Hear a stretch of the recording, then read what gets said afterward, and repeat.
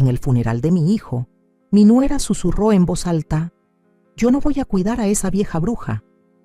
Pero antes de morir, mi hijo había transferido todos sus bienes a mi nombre en su testamento. Me alegra que estés aquí. Acompáñame hasta el final de esta historia y comenta desde qué ciudad la estás viendo. Quiero saber hasta dónde ha llegado. La funeraria olía a lirios y tristeza. Estaba de pie junto al ataúd de mi hijo, con la mano sobre la caoba brillante, tratando de entender cómo Esteban, mi hijo fuerte, lleno de vida, con apenas 35 años, podía estar ahí, tan quieto. El médico lo llamó un paro cardíaco repentino. A veces pasa, incluso en gente joven y saludable, dijo, como si esa explicación pudiera llenar el vacío con forma de Esteban, que ahora me atravesaba el alma. Amigos y familiares se movían, a mi alrededor como sombras, vestidos de negro, con voces apagadas. Llevaba horas recibiendo condolencias, con el rostro congelado en esa máscara que usamos cuando intentamos no desmoronarnos por completo. Mis dedos seguían el borde de madera del ataúd, la última barrera física entre mi hijo y yo. «Aurelia», dijo el señor Ramírez, abogado de Esteban, tocándome suavemente el codo. «Cuando estés lista, tenemos que hablar de ciertos asuntos». Asentí, aturdida. Nada importaba ya, y menos los temas legales. Pero lo seguí a una sala pequeña, apartada de las filas de personas y los susurros de consuelo. Fue entonces cuando la vi. Lorena, mi nuera, acurrucada en una esquina con su hermana. Mi hijo había estado tan enamorado de ella desde que comenzaron a salir hace 10 años. Vi cómo la miraba, como si ella fuera la respuesta a una pregunta que llevaba toda la vida haciéndose. Estaba por acercarme cuando su voz, más cortante de lo que jamás la había escuchado, rompió el aire amortiguado del cuarto. «Sabes que van a leer el testamento mañana, ¿verdad?», susurró. Pero la acústica del lugar hizo que sus palabras llegaran claras hasta donde yo estaba. «Solo espero que no le haya dejado nada importante a Aurelia». Su hermana murmuró algo que no alcancé a entender. «¿Verdad que sí? O sea, soy su esposa. Todo debería ser para mí». La voz de Lorena estaba empapada en una amargura que nunca antes había mostrado. Estuve 7 años con él, aguantando a su madre siempre metida, opinando de todo, desde la casa hasta cómo criar a los niños. Me quedé congelada, con la mano aún en el marco de la puerta.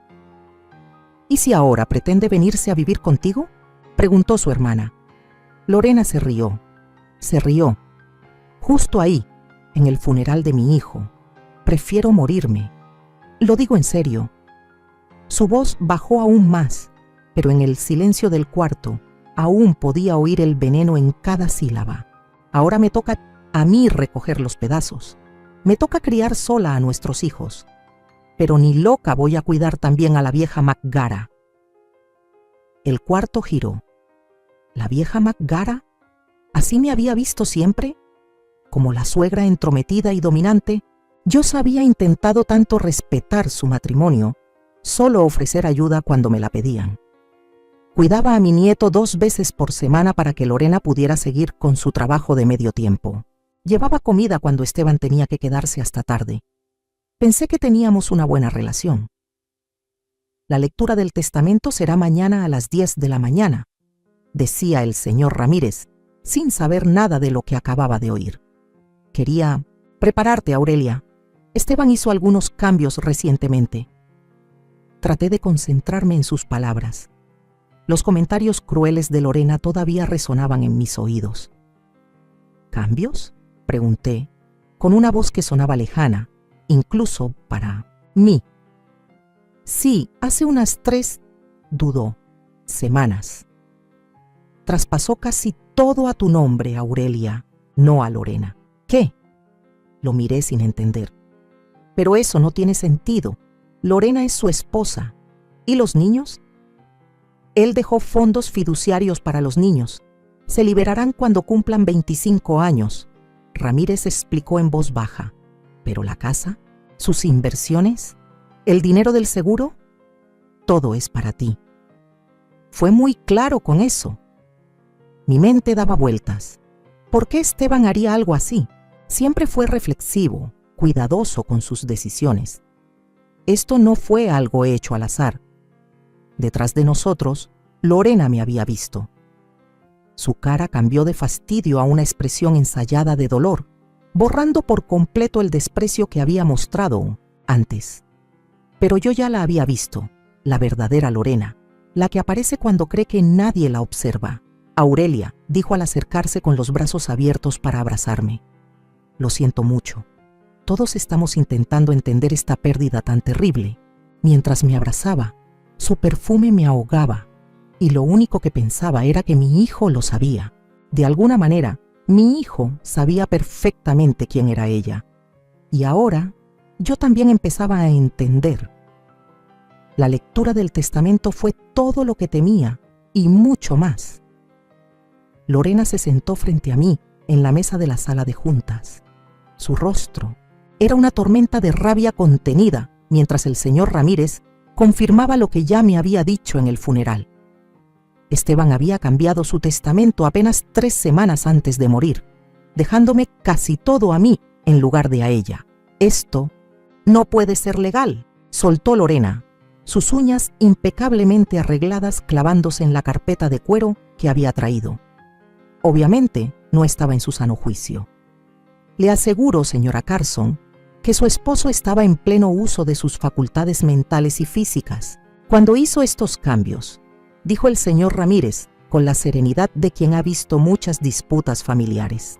Fue muy firme en sus decisiones. El camino de regreso a casa fue un borrón. Lorena salió furiosa de la oficina, negándose a hablar conmigo. Parte de mí quería acercarse, tratar de entender, mantener algún lazo con mis nietos, pero el recuerdo de sus palabras en el funeral me detuvo. Yo no voy a cuidar a esa vieja Megara, seguía resonando en mi cabeza. 3 días después, estaba en la oficina de Esteban en su casa, rodeada por los restos de la vida de mi hijo. Lorena, de mala gana, me había dado la llave, diciendo que no podía soportar revisar sus cosas todavía. La casa se sentía vacía, abandonada, aunque Lorena y los niños seguían viviendo allí. Se habían ido unos días con sus padres, dándome espacio para recoger las pertenencias personales de Esteban. Pasé los dedos por su escritorio, recordando cómo se sentaba allí los domingos por la tarde, mientras los niños dormían la siesta, trabajando en cualquier proyecto que lo tuviera fascinado esa semana. La silla de cuero aún guardaba la forma de su cuerpo. Fue entonces cuando noté el cajón, apenas entreabierto, con una pequeña llave todavía en la cerradura. Esteban siempre había sido meticuloso con la seguridad. No lo habría dejado sin cerrar a menos que... Me temblaban las manos al abrir el cajón. Dentro había una carpeta manila gruesa, etiquetada simplemente como registros financieros. No debería meterme, pensé, pero algo me impulsó a abrirla. Lo que encontré hizo que la sangre se me helara. Estados de cuenta, solicitudes de préstamos, notificaciones bancarias, docenas de documentos de los últimos 2 años y sujetada al frente, una nota escrita a mano con la letra clara y precisa de Esteban. Mamá, si estás leyendo esto, lo siento mucho. Debí habértelo contado antes. Las lágrimas me nublaron la vista mientras revisaba los papeles. La historia que contaban era devastadora. Lorena había estado vaciando sus cuentas de forma sistemática durante meses, quizás años. Retiros en efectivo en casinos, sitios de apuestas en línea, compras lujosas devueltas por dinero en efectivo y préstamos, tantos préstamos, a nombre de Esteban, algunos con tasas de interés que me hicieron jadear. «Ay, Esteban», susurré. Se me rompía el corazón de nuevo. «¿Por qué no me lo dijiste?» Como si fuera una respuesta, una pequeña memoria USB cayó entre los papeles. Lo conecté a la computadora de Esteban y encontré un solo archivo de video con fecha de hace apenas 3 semanas, justo cuando cambió su testamento. El rostro de mi hijo llenó la pantalla, con una expresión cansada pero decidida. Mamá, comenzó, y su voz desató otra ola de dolor dentro de mí. Si estás viendo esto, probablemente las cosas con Lorena han empeorado y estás descubriendo todo de la peor manera. Lo siento. Se pasó una mano por el cabello, un gesto tan suyo que me dolió el pecho. Descubrí que Lorena tenía problemas con el juego hace unos 6 meses. Al principio pensé que podríamos superarlo. La llevé a terapia, separamos nuestras cuentas, pero es más profundo de lo que creí. Soltó un suspiro pesado. La semana pasada descubrí que ha estado pidiendo préstamos a personas poco recomendables. Gente que no sigue precisamente prácticas legales para cobrar. Hoy estoy cambiando mi testamento, continuó. Si me pasa algo, tienes que estar protegida. La casa, las inversiones, todo debe ir para ti. Sé que cuidarás a los niños. Lorena, su voz se quebró. La amo, mamá.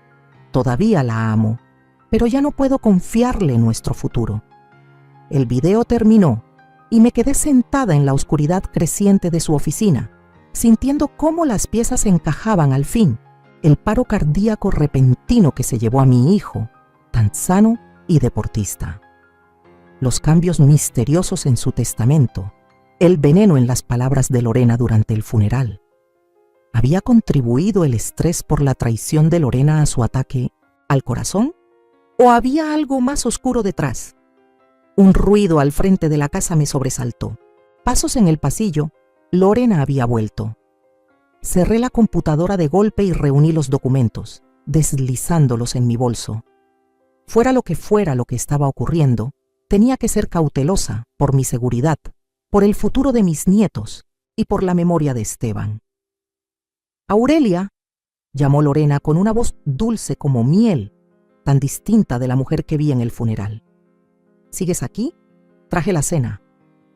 Respiré hondo y salí de la oficina, abrazando los secretos de mi hijo contra el pecho. Ya estaba por irme, dije, forzando una sonrisa. ¿Qué detalle el tuyo traer comida? Sus ojos se posaron un segundo en mi bolso antes de volver a mi rostro, su sonrisa jamás tocando sus ojos. Pues somos familia, ¿no? Ahora más que nunca, tenemos que mantenernos unidas. La seguí hacia la cocina, y una idea se cristalizó en mi mente. Mi hijo había intentado protegerme, ahora me tocaba a mí proteger lo que él dejó atrás. 2 meses después del funeral de Esteban, mi mundo se había reducido al tamaño de mi sala. El teléfono casi no sonaba. Las invitaciones a eventos comunitarios dejaron de llegar. Mi grupo de bridge semanal me informó, con pesar, que estaban reorganizándose. Según ellos, ya no había espacio para mí. Sabía exactamente quién estaba detrás de todo eso. Lorena siempre había sido popular en nuestra pequeña comunidad. Encantadora, bella, experta en mostrarse como la esposa y madre perfecta. Y ahora, igual de hábil para pintarse como la viuda dolida, cruelmente despojada de su herencia por una suegra codiciosa. ¿Te enteraste de lo que hizo Aurelia a la pobre Lorena? Escuché a la señora Pembroke susurrarle a otra mujer en el supermercado la semana pasada. Se quedó con todo después de que murió Esteban, dejando a Lorena y a los pobres niños, con casi nada. Y eso que Lorena cuidó a Aurelia cuando se fracturó la cadera el año pasado. Dejé mi carrito y salí sin comprar nada, con las mejillas ardiendo de vergüenza. La historia que Lorena había construido no tenía nada que ver con la realidad. Me visitó exactamente 2 veces durante mi recuperación y ambas fue porque Esteban la trajo, pero la comunidad se tragó todo sin cuestionar. Lo peor de todo fue lo que hizo con mis nietos. Renata, de 9 años, y Bruno, de 6, eran la luz de mi vida. Antes de que Esteban muriera, los veía 3 o 4 veces por semana. Ahora, mis llamadas quedaban sin respuesta, mis mensajes sin contestar. Cuando por fin logré hablar con ellos, se mostraron distantes, a la defensiva. El fin de semana pasado, enfrenté a Lorena cuando trajo a los niños para una visita que ya de por sí era rara.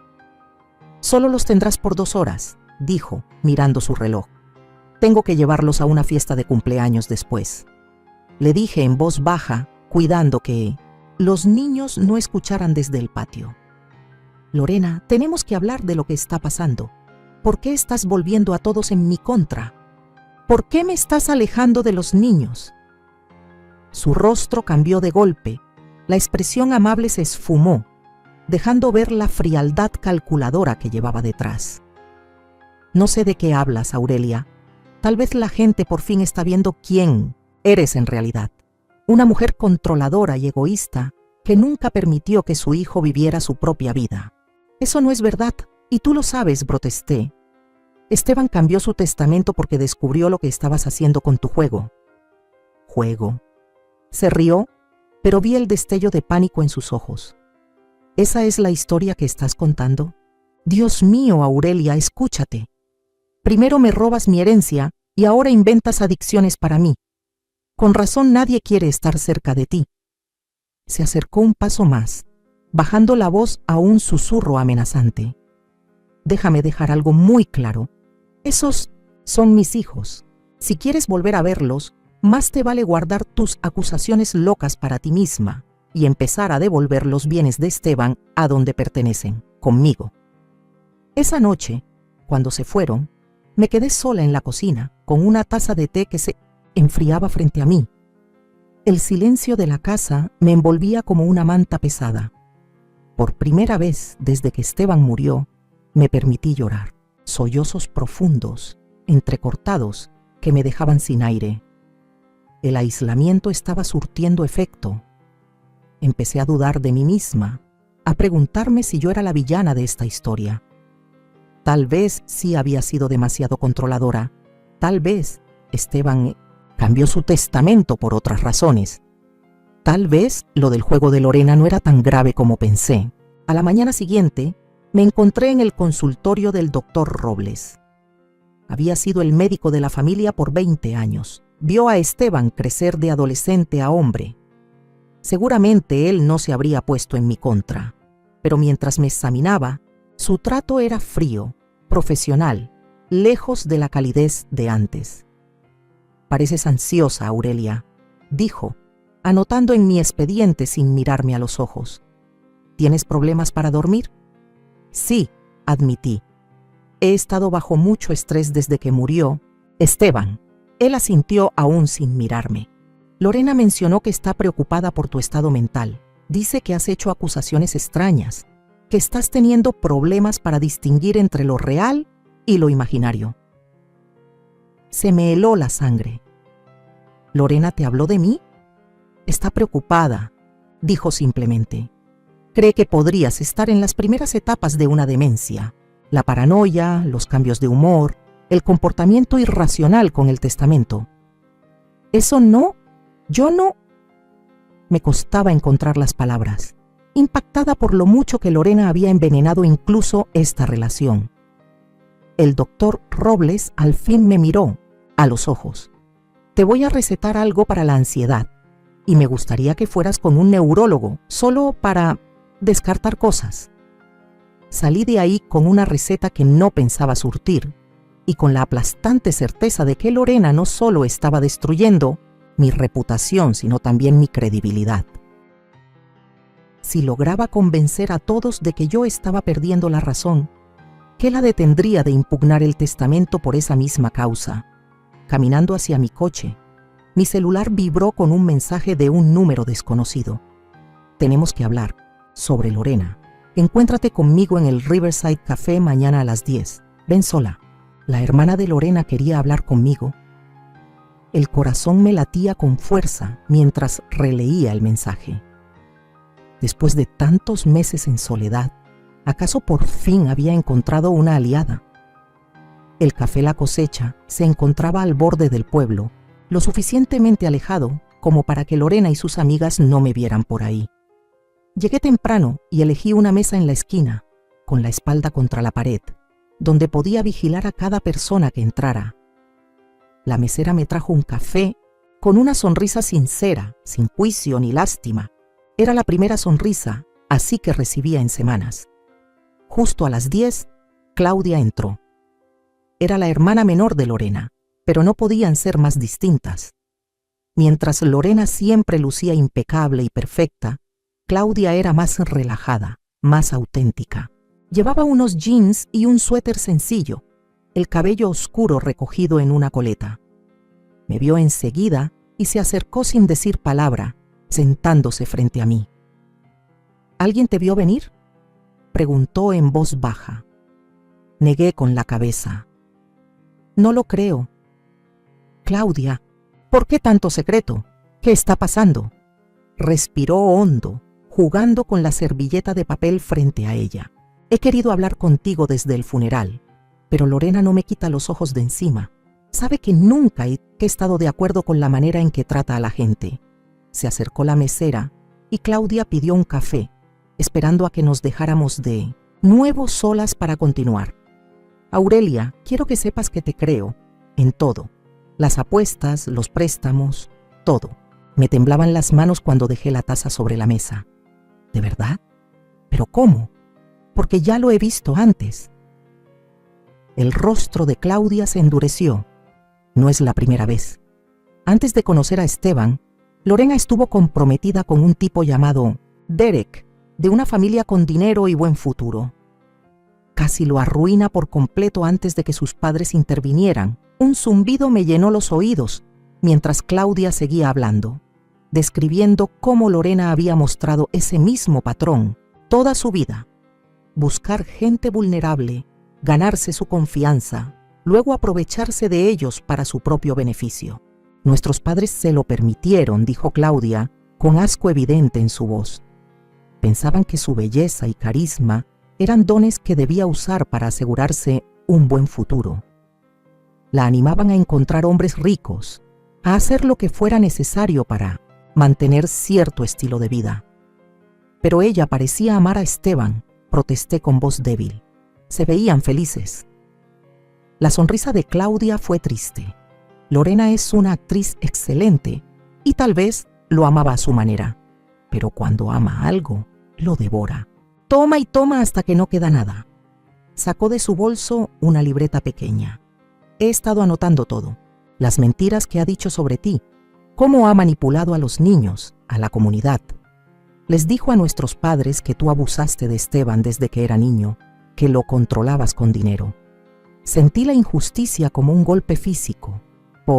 ¿Qué diría algo así? Porque está desesperada, dijo Claudia sin rodeos. Sea lo que sea que Esteban descubrió, debe haber sido algo grave. Muy grave. Necesita esa herencia, Aurelia. No solo para seguir viviendo como lo hace, sino para cubrir sus huellas. ¿Qué huellas?, pregunté, con un escalofrío recorriéndome la espalda. Claudia dudó. No tengo pruebas, solo sospechas. Pero creo que algunas de las personas a las que Lorena les pidió dinero no son solo prestamistas de mala fama. Creo que están ligados a gente peligrosa. De pronto el café me pareció demasiado pequeño, demasiado expuesto. ¿Estás diciendo que...? Digo que tienes que tener cuidado, interrumpió Claudia. Lorena no anda inventando chismes por simple malicia. Está destruyendo tu reputación poco a poco porque le aterra lo que puedas descubrir. La historia de la demencia, clásico de Lorena. Le hizo lo mismo a nuestra abuela cuando la vieja la descubrió robándole unas joyas. Mi mente corría, atando cabos que antes no había visto. La manera en que el doctor Myers me había mirado. El rechazo repentino de la comunidad. El comportamiento extraño de los niños. Ella me está manipulando, dije, recordando un artículo que había leído años atrás. Me hacía dudar de mi propia cordura. Exactamente, asintió Claudia con fuerza. Y es buena en eso. Tiene experiencia de sobra. Pensé en todos esos meses en los que me había cuestionado a mí misma, preguntándome si en verdad yo era la villana de esta historia. Sentir que alguien me creía, que validaban lo que había vivido, fue tan abrumador que apenas podía respirar. ¿Qué hago?, pregunté, odiando el temblor en mi voz. Documenta todo, dijo Claudia con firmeza. Cada interacción rara, cada chisme que llegue a ti, cada vez que te impida ver a los niños y no aceptes nada que venga de ella, ni comida, ni bebida, ni medicinas. ¿Tú crees que ella...? Ni siquiera pude terminar la frase. La expresión de Claudia se volvió seria. Ya no sé de lo que es capaz. La Lorena con la que crecí era manipuladora y egoísta, pero nunca pensé que llegaría a esto. Debe estar bajo una presión tremenda para arriesgarse así. Miró su reloj. Tengo que irme. Lorena cree que estoy en el gimnasio. Sacó un celular desechable y lo deslizó hacia mí sobre la mesa. Usa este para contactarme. Mi número es el único que tiene. No uses tu teléfono normal. No me sorprendería que tenga a alguien espiando tus llamadas. Al levantarse, me pregunté si se iba ya. Dudó un momento, luego extendió la mano y la apretó contra la mía. No estás loca, Aurelia. Tú no eres la mala aquí. Acuérdate de eso. Cuando se fue, me quedé sentada mucho tiempo, aferrándome al celular como si fuera mi única tabla de salvación. Por primera vez en meses, sentí algo que casi había olvidado. Esperanza. Esa tarde, mientras revisaba más papeles de Esteban, encontré algo que antes se me había escapado. Una llavecita pegada con cinta en la parte de atrás de su cajón, con una nota que decía simplemente: Unidad de almacenamiento número 17, Main Street Lock and Key. Fuera lo que fuera que Esteban había descubierto sobre Lorena, lo que lo llevó a cambiar su testamento de manera tan drástica, la evidencia podría estar esperando en esa unidad. Mañana iba a averiguar qué estaba escondiendo mi hijo y qué era eso que Lorena quería tanto mantener en secreto. Mientras sostenía la llave en la palma de mi mano, una calma extraña me invadió. La niebla del duelo y la confusión comenzaba a disiparse, dejando paso a una claridad feroz. Lorena me subestimó, creyendo que era una vieja indefensa a la que podía manejar a su antojo. Estaba a punto de descubrir lo equivocada que estaba. Main Street Lock and Key era un edificio discreto al borde del centro, de esos que puedes pasar 100 veces sin darte cuenta que están ahí. El aire de la mañana era fresco cuando estacioné en el casi vacío estacionamiento, con la llave de Esteban apretada entre mis dedos. El corazón me latía con fuerza entre la emoción y el miedo. ¿Qué encontraría adentro? El encargado apenas miró mi identificación antes de indicarme el camino hacia la unidad número 17, un espacio pequeño al final de un pasillo mal iluminado. La cerradura giró con un clic satisfactorio y levanté la puerta metálica enrollable. Dentro, todo estaba perfectamente organizado y etiquetado. Pero lo que capturó mi atención al instante fue un pizarrón blanco apoyado contra la pared del fondo, cubierto con la letra meticulosa de Esteban. Era una línea de tiempo que abarcaba 3 años, documentando con precisión las actividades de Lorena: retiros de efectivo, visitas a casinos, cuentas de apuestas en línea, ausencias sin explicación. Cada entrada venía acompañada de fechas, montos y a veces fotografías. «Ay, Esteban», susurré, pasando los dedos por su escritura. Estabas investigándola. Una de las cajas estaba marcada simplemente como evidencia. Dentro encontré estados de cuenta bancarios, facturas de tarjetas, documentos de préstamos, todo cuidadosamente archivado, pero fue la memoria USB en el fondo lo que hizo que me temblaran las manos. Lo metí en el bolsillo, sabiendo que necesitaba revisarlo en un lugar privado. En el trastero había algo más: un diario encuadernado en cuero. La primera entrada estaba fechada hace 3 años, justo después del 6º cumpleaños de Renata. La última fue escrita 4 días antes de la muerte de Esteban. Hoy enfrenté a Lorena. La última entrada decía: le mostré lo que encontré. Al principio lo negó todo. Luego se puso histérica. Dice que no entiendo la presión que ha tenido encima. Tiene razón. No entiendo cómo alguien puede apostar el futuro de nuestros hijos. Puede endeudarnos con gente capaz de amenazar. Me suplicó que no dijera nada, especialmente a mamá. Prometió que buscaría ayuda, que podríamos superar esto juntos. Quiero creerle. Por los niños, necesito hacerlo. Pero hoy cambié el testamento por si acaso. Si algo me pasa, mamá se encargará de proteger a los niños. Las lágrimas me nublaban la vista cuando cerré el diario.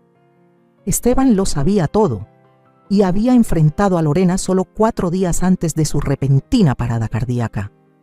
Pasé horas en ese trastero, fotografiando, documentos, leyendo las notas de Esteban, armando las piezas de un rompecabezas que nunca quise resolver. Para cuando salí, deslizando las pruebas más importantes en mi bolso, ya no era la misma mujer que había llegado esa mañana. La niebla del duelo y la duda se había disipado, reemplazada por un propósito frío y claro. Lorena tenía que ser detenida, no solo por mí, sino por mis nietos. Esa tarde llamé a Claudia desde el celular desechable. Encontré las pruebas de Esteban, le dije. Mi voz era más firme de lo que había sido en meses.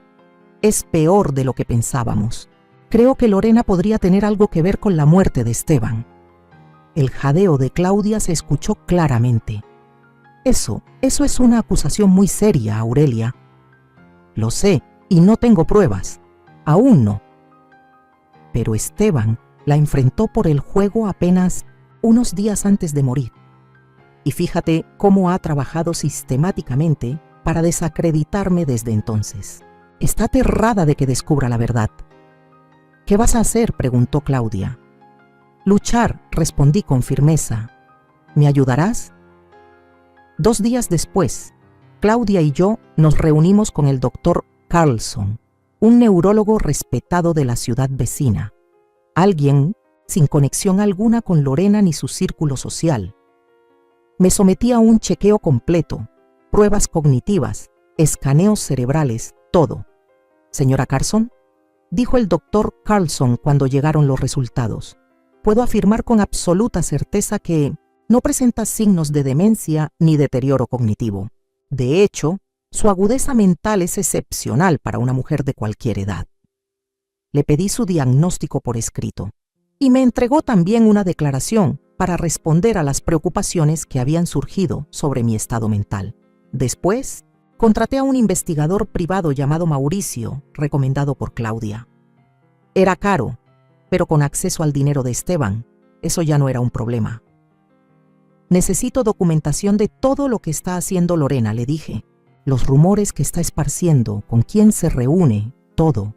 Y necesito saber de quién pidió dinero prestado. Mientras tanto, empecé a reconstruir mis vínculos sociales, comenzando con Pilar, mi amiga más antigua, quien se había alejado de mí tras escuchar los rumores de Lorena. Te he extrañado, le dije simplemente cuando aceptó con cautela mi invitación a tomar café. Pilar se veía incómoda. Escuché algunas cosas, Aurelia, sobre cómo trataste a Esteban, sobre el testamento. Deslicé el informe del doctor Carlson por la mesa. Lorena anda diciendo que tengo demencia. Esto prueba que no es cierto. También ha dicho que fui abusiva con Esteban. Tengo décadas de cartas, tarjetas de cumpleaños y fotos que demuestran lo contrario. La miré a los ojos. Está destruyendo mi reputación porque teme lo que sé. Lentamente, con método, comencé a recuperar mi vida. Me uní a un nuevo club de bridge en la ciudad vecina. Empecé a hacer voluntariado en la biblioteca, donde la jefa de bibliotecarios, que nunca soportó a Lorena, me recibió con los brazos abiertos. Abrí un blog donde contaba mi camino como viuda, escribiendo con cuidado sobre mi duelo, sin mencionar las corrientes oscuras que lo atravesaban. Cada pequeña victoria me fortalecía. Cada prueba que Mauricio descubría, y fueron muchas, confirmaba lo que ya sabía. Lorena estaba desesperada, era peligrosa y se estaba desmoronando. La última pieza encajó cuando Mauricio descubrió quién le había prestado dinero a Lorena, un hombre llamado Vincent Carrera, con lazos con el crimen organizado en Chicago. Le debe más de 200,000, me dijo Mauricio con gravedad. Y esa clase de gente no ofrece plazos de pago. 2 días después, invité a Lorena y a los niños a cenar. Era hora de un enfrentamiento, pero esta vez yo tendría el control. Mientras ponía la mesa esa noche, me sentía extrañamente serena. Sonó el timbre y me enderecé, lista para enfrentar a la mujer que una vez intentó destruirme. Pero ya no era una víctima. Esta vez tenía la verdad de mi lado y, más importante aún, pruebas. Que empiece el juego, Lorena. Que empiece. Ya pasaron 3 años desde aquella cena fatídica con Lorena. Aún recuerdo cómo llegó a mi casa, con el maquillaje impecable y una sonrisa fingida, los niños siguiéndola como sombras. «Abuela», gritó Renata corriendo a abrazarme. Con 9 años todavía era lo bastante niña como para mostrar cariño sin reservas. Bruno, con 6, se quedó atrás, observándome con desconfianza, producto de las historias que Lorena seguramente le había contado. «Pasen, pasen», dije con calidez, haciéndolos entrar. «La cena casi está lista». Lorena miraba todo con recelo, quizás esperando encontrar policías o abogados listos para emboscarla. Pero lo único que halló fue una cena bien pensada y una abuela deseosa de ver a sus nietos. El enfrentamiento llegó después, cuando los niños ya estaban en la sala viendo una película. «Sé todo, Lorena», dije en voz baja, deslizando una carpeta por la mesa. «Las apuestas, los préstamos con Vincent Carrera, las mentiras que has contado sobre mí». Su rostro se descompuso. «No sé de qué». «Por favor, no insultes mi inteligencia», la interrumpí. «Esteban documentó todo antes de morir. Encontré su bodega». Por un instante vi miedo verdadero en sus ojos. Luego su expresión se endureció. «¿Y qué? Es tu palabra contra la mía. Todos piensan que estás perdiendo la cabeza». Sonreí entonces. Una sonrisa pequeña, satisfecha. «Ya no. Tengo un informe neurológico que demuestra que estoy perfectamente sana. Tengo declaraciones de tu hermana sobre tu historial de manipulación. Tengo pruebas de que le debes $200,000 a un hombre vinculado al crimen organizado. Y tengo toda la documentación de Esteban». Le temblaban las manos cuando alcanzó su copa de vino. «¿Qué quieres?» «Una tregua», respondí sin rodeos. «No quiero destruirte, Lorena. Solo quiero formar parte de la vida de mis nietos. Quiero que se acaben los rumores. Quiero paz». Me miró, intentando tal vez descubrir una debilidad, una mentira. «¿Y si me niego? Entonces llevaré todo lo que tengo a la policía. Apostar no será ilegal, pero los préstamos, la conexión con Carrera, eso sí que les va a interesar, especialmente considerando la fecha de la muerte de Esteban». «¿Me estás acusando de...?» Su voz subió, presa del pánico. «No te acuso de nada», la interrumpí. «Solo presento hechos. Esteban te enfrentó sobre las apuestas y los préstamos 4 días antes de morir. Cambió su testamento para proteger la herencia de los niños. Y luego tuvo un evento cardíaco repentino a los 35. Lorena se desplomó en la silla, su fachada hecha pedazos. Por primera vez vi a la verdadera mujer detrás de Belló, la máscara, asustada, desesperada, acorralada. «Yo no lo maté», susurró, las lágrimas arruinando su maquillaje. «Te juro que no.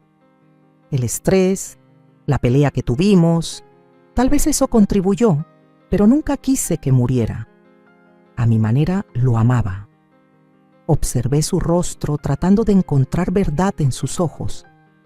Hasta hoy, no sé si le creo, pero en ese momento tomé una decisión por la paz, por mis nietos, por mi propio futuro.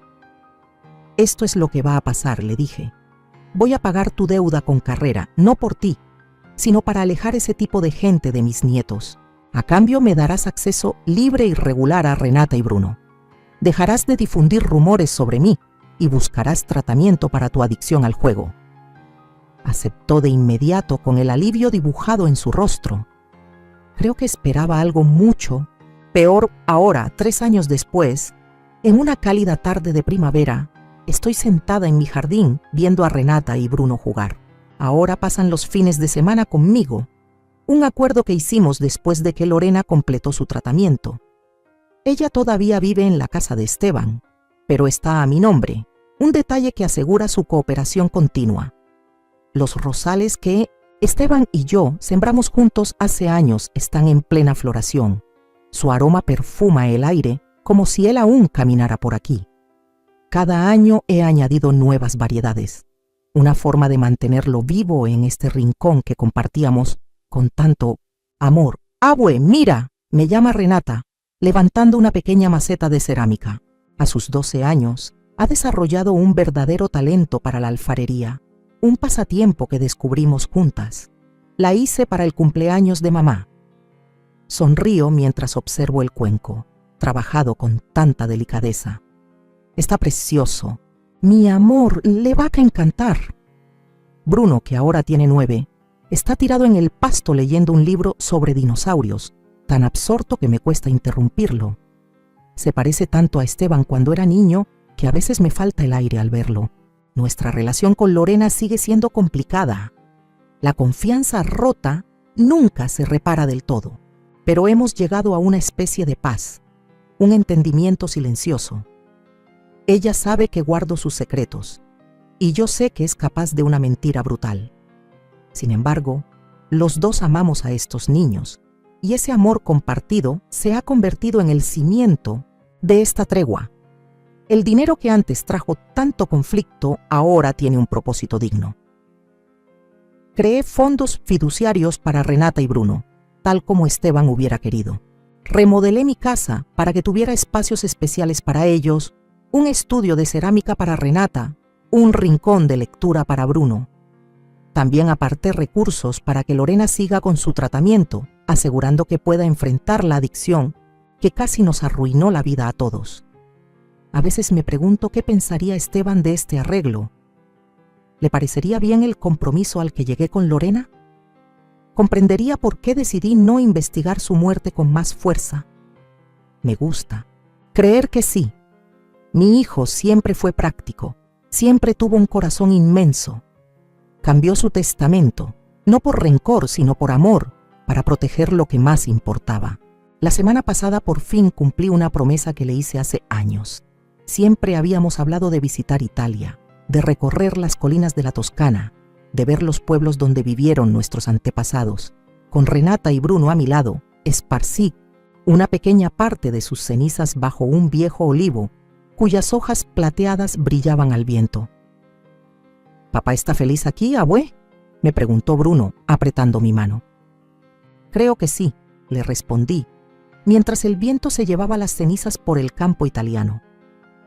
Pero es más feliz sabiendo que estamos juntos, que nos cuidamos. Los niños y yo empezamos una nueva tradición. Cada año, en el cumpleaños de Esteban, plantamos algo nuevo en mi jardín. Un árbol, un rosal, un cantero con sus flores favoritas. Este memorial viviente se vuelve más hermoso con cada temporada, alimentado por nuestras manos y nuestros recuerdos. La vida después de una pérdida no se trata de olvidar, ni siquiera siempre se trata de perdonar. Se trata de encontrar una forma de avanzar, de honrar lo perdido y abrazar lo que queda. El jardín de mi vida quedó arrasado cuando murió Esteban, cuando Lorena me traicionó. Pero poco a poco, estación tras estación ha vuelto a crecer.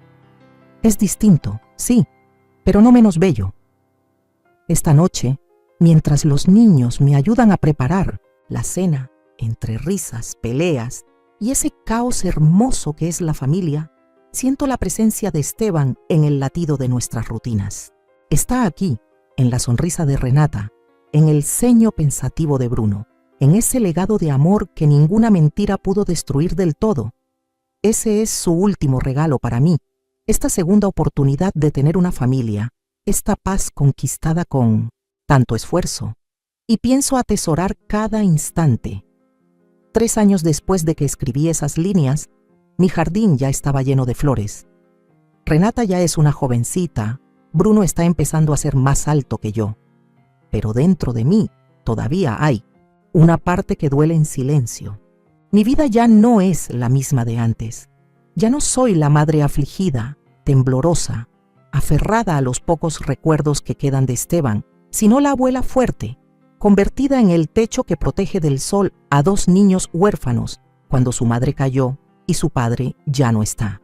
Antes pensaba que no podría amar a nadie como amé a mi hijo, pero Renata y Bruno me demostraron que estaba equivocada. Cada mañana, el sonido de los pequeños pies bajando las escaleras, el olor a cereal y pan tostado, los ojos somnolientos, pero radiantes de los dos niños, todo se ha convertido en el ritmo de mi vida. Renata, cada día más parecida a su padre, ojos marrones oscuros, una frente inteligente, una personalidad tranquila y profunda. Tiene alma de artista. Sus manos, hábiles, transforman la arcilla en figuras vivas. Convertí el antiguo lavadero en un taller de cerámica para ella. Colgué sus primeras obras en la pared de la cocina como si fueran los cuadros más valiosos. Bruno es enérgico, curioso, siempre con un libro en la mano. Dinosaurios, naves, espaciales, mitos griegos. Una vez le pregunté, ¿por qué te gustan tanto los mitos, hijo? Me respondió, porque en ellos todos pierden algo, pero aún así se convierten en héroes. Me di la vuelta para que no viera que los ojos de su abuela se humedecían. Lorena, después de un tiempo en tratamiento y un acuerdo vinculante, cumplió su palabra. Sigue viviendo en la antigua casa de Esteban, ahora a mi nombre, y ve a los niños según el horario establecido. Nuestra relación sigue siendo fría, pero lo suficientemente estable para que los niños no se lastimen. No sé si Lorena realmente se arrepiente, pero al menos ya no es una amenaza para mi pequeña familia. Los primeros días como abuela de tiempo completo no fueron fáciles. Hubo noches en las que Bruno tenía mucha fiebre y yo me quedaba despierta toda la noche limpiándole la frente con un paño húmedo, conteniendo la respiración y rezando como cuando cuidaba a Esteban. Hubo veces en que Renata se rebeló en mí, la adolescencia, gritándome, «Tú no eres mi mamá», y luego se tapaba la cara llorando de arrepentimiento. A veces me derrumbaba en mi habitación, abrazando el marco de la foto de Esteban, murmurando, «Hijo, estoy intentando, pero estoy muy cansada. Perdí a mis padres muy pronto. Perdí al único esposo de mi vida a los 50 años y luego perdí a Esteban, el único que quedaba en mi corazón». Hubo tardes en que me sentaba en el columpio del jardín, mirando a los dos niños jugar y sintiendo un vacío como una casa sin luz. Los amo más que a mí misma, pero el amor no puede borrar el agujero en mi corazón excavado por la muerte y la traición. Escondo esa tristeza detrás de platos de sopa de pollo caliente, disfraces para Halloween y pasteles de cumpleaños hechos a mano cada año. Aprendí a educar sin obligar, no a ser madre de nuevo, sino a ser una abuela comprensiva, lo suficientemente fuerte como para ser un apoyo, lo suficientemente distante como para dejar que mis nietos crezcan por sí solos. Le enseñé a Renata a preparar la sopa de frijoles rojos que tanto le gustaba a Esteban. Con Bruno construí un modelo del sistema solar que colgamos del techo de su habitación. Me llaman Abuela Tesoro, un apodo medio en broma, medio en serio, como un hilo que conecta el mundo de la inocencia con un adulto lleno de heridas. Cada cumpleaños de Esteban, mantenemos la tradición de plantar un árbol en el jardín. Ahora, después de 3 años, el jardín está lleno de flores y árboles frutales, rosas, lilas, naranjos, duraznos. Cada nombre es un recuerdo. Este árbol es del primer año sin papá. Lo elegí porque sus hojas son rojas como el color del abrigo que le gustaba a papá, dijo Renata cuando plantó un arce rojo a los 10 años. No pude responder, solo la abracé con fuerza. Una vez le pregunté a Bruno, ¿te acuerdas de tu papá? Asintió. Pero tú eres como papá, tú lo sabes todo, nunca me abandonas. Me di la vuelta, las lágrimas cayeron en silencio sobre el cabello suave del niño. Tampoco estuve sola para siempre, pero esa es otra parte de la historia, sobre alguien que apareció de repente, trayendo una luz cálida que se filtraba por la rendija de mis recuerdos. Antes de eso, solo me tenía a mí misma, y esos 2 niños eran todo mi mundo.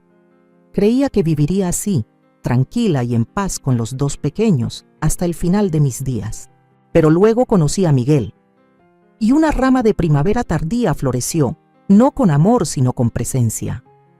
Lo conocí una tarde de otoño cuando llevaba libros a la biblioteca pública. Ese día llovía un poco, llevaba un gorro de lana gris y abrazaba el libro La luz invisible, que Bruno me rogó que leyera con él. Los niños estaban en casa de un amigo y yo estaba aprovechando un poco de tranquilidad para mí. No esperaba que esa tarde aparentemente normal abriera un nuevo capítulo en mi vida ya teñida de luto. Él estaba en el mostrador leyendo el periódico, su cabello plateado peinado con cuidado, sus lentes resbalando por su nariz, absorto en la página de deportes. Cuando torpemente dejé caer un montón de folletos publicitarios de libros infantiles, se dio la vuelta para ayudarme a recogerlos. ¿Nietos?, preguntó con una voz profunda y clara, con el tono tranquilo de alguien que ha vivido lo suficiente como para no tener prisa. Sonreí. Una niña y un niño. Mi hija no pudo, así que mi hijo me dio 2 a la vez. Asintió. Sus ojos se iluminaron. Yo tengo una nieta, pero está en Seattle. El año pasado todavía llamaba. Este año solo envía fotos por mensaje. Ya, estoy viejo. La gente está ocupada. Reconocí en sus ojos una tristeza familiar. El silencio que no es ruidoso pero persistente, como yo, como las personas que han amado mucho y han perdido bastante. A partir de esa vez, nos fuimos conociendo poco a poco. Nos encontramos en la biblioteca, en la pequeña panadería al final de la calle, o cuando llevaba a Bruno a la librería de segunda mano donde él solía ser voluntario. Se llamaba Miguel. Había sido profesor de literatura. Se había jubilado hacía más de 10 años. Su esposa había muerto cuando él tenía 62 años y su hijo se había establecido en Europa. No hablaba mucho de su pasado, pero lo suficiente para que entendiera que había tenido una vida plena y luego de repente se había sentido perdido cuando ya nadie en casa lo llamaba padre, hermano o abuelo. No sé en qué momento las conversaciones casuales se convirtieron en un hábito. Tal vez fue después de que me trajo a casa una cesta de naranjas frescas del jardín de un viejo amigo, diciendo que el jugo de naranja de estas es más dulce que el del supermercado. También podría haber sido después de la tarde en que nos sentamos juntos a leer poesía de Lorca. Él la leía en español, yo leía la traducción al inglés, y luego ambos nos quedamos en silencio durante un largo rato frente a un verso sobre la muerte y el silencio. No hablamos mucho del pasado. No hacía falta. Hay cosas que se entienden a través de los ojos, a través del respeto tácito. No le conté en detalle lo que había pasado, lo de Lorena, lo de Esteban, lo de la casa que era donde aprendí a ser abuela. Pero le conté que había perdido a mi hijo, y él asintió como si ya lo hubiera escuchado en el silencio de mi voz antes. Una vez Renata me preguntó con una voz mitad curiosa, mitad cautelosa: ¿El señor Miguel es tu novio, abuela? Me reí a carcajadas y luego la atraje hacia mí. No, hija, es un amigo. Es como tener a alguien que escuche sin juzgar y que le recuerde a la abuela que ya no está sola. Miguel también se hizo amigo de los 2 pequeños. Nunca se impuso, simplemente estaba presente. Le enseñó a Renata a leer partituras, ayudó a Bruno a armar un modelo de motor de avión en miniatura y a veces preparaba conmigo una taza de té de manzanilla y nos sentábamos en el porche escuchando el viento susurrar a través de los rosales que Esteban y yo habíamos plantado. No es amor, no es un reemplazo para el que se fue. Solo es una mano que siempre está ahí cuando necesito tomarla, una risa sincera entre las tardes frías, un pequeño espejo que refleja la parte de mí que había olvidado, que alguna vez fui una mujer, no solo una madre, una abuela. Cuando Bruno cumplió 10 años, me regaló una pintura hecha con acuarelas, una escena de Miguel y yo sentados a la mesa, rodeados de árboles y vasos humeantes. «Ya no estás triste», dijo Bruno, «porque tienes a alguien con quien jugar al ajedrez». Solo lo abracé sin decir nada. ¿Por qué iba a estar triste cuando vivía en una casa llena de voces de niños, olor a pastel, y la luz de la tarde brillando en el cabello plateado del amigo que me había acompañado a través del largo invierno de mi vida? Un año después, Miguel se mudó a un pequeño departamento a unas cuadras de mi casa. No para vivir juntos, no para cuidarme. Mantuvimos nuestras vidas privadas, nuestros silencios necesarios. Pero venía a mi casa todos los miércoles por la tarde, horneaba pasteles, leía el periódico, le enseñaba a Renata algunas palabras en español y ayudaba a Bruno a resolver acertijos difíciles. A veces traía su vieja guitarra y tocaba algunos boleros antiguos. A veces yo le prestaba la chaqueta de Esteban cuando hacía frío. A veces ambos nos sentábamos en silencio, escuchando la lluvia caer sobre el tejado. Ya no le pido nada a la vida. No necesito un amor apasionado ni promesas de color de rosa. Lo que encontré es paz. Y esa paz crece como una pequeña planta, sin ruido pero firme. Cada vez que alguien me pregunta, Aurelia, ¿estás bien? Sonrío sinceramente. Estoy bien. Tengo unos niños buenos, un jardín hermoso y un amigo que nunca me ha preguntado quién tengo que ser para merecer ser amada. A veces la vida nos arranca de raíz. Lo perdemos todo en un abrir y cerrar de ojos y nos quedamos de pie, como un árbol deshojado, preguntándonos cómo seguir respirando. Cuando todo duele, yo perdí a mi hijo. Perdí la confianza, la tranquilidad. Me vi rodeada de mentiras, traiciones y silencios que pesaban más que 1000 palabras. Pero hoy, después de haber vivido todo aquello, después de haber sobrevivido a las palabras crueles de una nuera que juró que jamás cuidaría a esa vieja bruja, después de haber sido acusada de locura, de egoísmo, de robar lo que era mío por derecho y por amor, puedo decir que no soy la misma mujer.